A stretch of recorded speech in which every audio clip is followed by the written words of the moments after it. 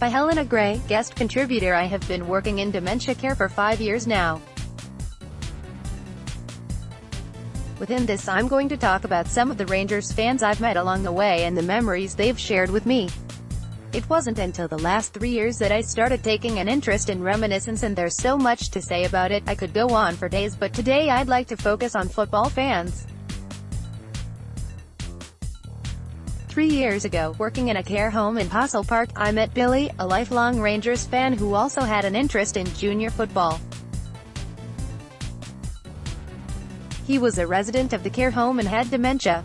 Originally from the south side of Glasgow, he found himself in our care after his diagnosis. I was a care assistant at the time, so there wasn't always time to sit and talk about his memories, but when I got a chance to, the things he came away with were fascinating. I'm sure everyone reading this is no stranger to the term AMF, against modern football. The older generation are the ones who really did have every other Saturday as their half-day off and stood on the terraces watching their team play. Sometime later I started working in a home in Yoker. I met a lovely gent with dementia called Jim. He struggled with sentence structure because of his diagnosis, however I could always see such passion in his eyes when he talked about Rangers. He had so many books and once sat down with me and talked me through players from as far back as the war era. Seeing a glint in his eye and him talking about not just football but his travels with the Navy all over the world and spending time with his family. Growing up in Glasgow, it's in Yoker that I fell in love with reminiscence and became an activities coordinator. With the help of other members of staff's memorabilia, I was able to put together memory books and football packs for people to use with the residents for reminiscing, watching people talking about their memories, and seeing a picture and saying, "I remember that player." Jim also loved talking about Barcelona in 1972. As a Rangers fan myself, hearing personal accounts from people who were there was fascinating. As you can imagine, my job satisfaction was at an all-time high at this point. Later on I moved into support work and applied for college. I studied my HNC in social care while working as a support worker for Alzheimer's Scotland in North Lanarkshire, a role I am still involved in and absolutely love.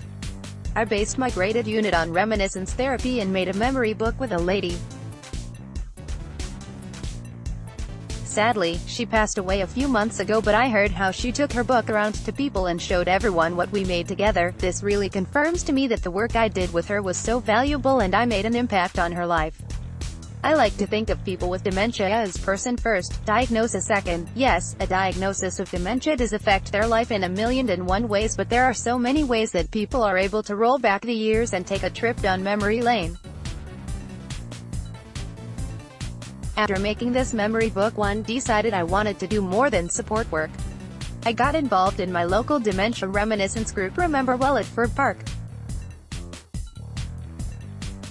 I've met several fascinating, incredible individuals in the short time I volunteered, from attendees to volunteers, the project manager and all of the other great staff at Possilpark. I've certainly made friends for life.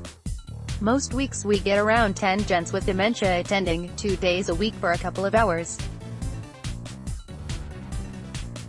We like to sit and talk about recent events as well as past times. Talking to these guys about how the football was in their day, standing on the terraces, reminiscing about being absolutely freezing and watching your team lose, or talk about the golden years of when their teams were great. Recently, we took a trip to Hampden Park's Football Museum. If you get the chance to go, I highly recommend it. There are loads of things to do with Rangers in there. Below is a picture of Richard, an attendee of Remember Well and lifelong Rangers fan. I haven't known him for very long, but what I can tell you is that sitting with him, showing him old pictures of Johnny Hubbard, Jim Baxter and Sandy Jardine, he can talk to me about them, the positions they played in, how good they were. He also reminisces about standing on the terraces at Ibrox. Recently he said to me, "There was a time when you couldn't get me away from Ibrox." Seeing such passion in his eyes when talking about his time following Rangers really makes my role even more worthwhile. I have to say, it's not just people with dementia that struggle with the diagnosis, it's their partners too. Richard's wife told me that it's so wonderful when she sees her husband remember things and have conversations, and it really confirms to me that I wouldn't change what I do for the world. providing much-needed respite for family members, giving people so much joy even for just a few hours a week. It really is incredible and has reduced me to tears on more than one occasion. I'd also like to stress that Reminiscence isn't just for football fans. There are loads of things available all over Scotland, and please don't hesitate to get in touch with me or your local dementia resource centre. If you know someone in North Lanarkshire with dementia that you think would like to attend a Remember Well session, or if you'd like to volunteer, then please see below with how to contact us.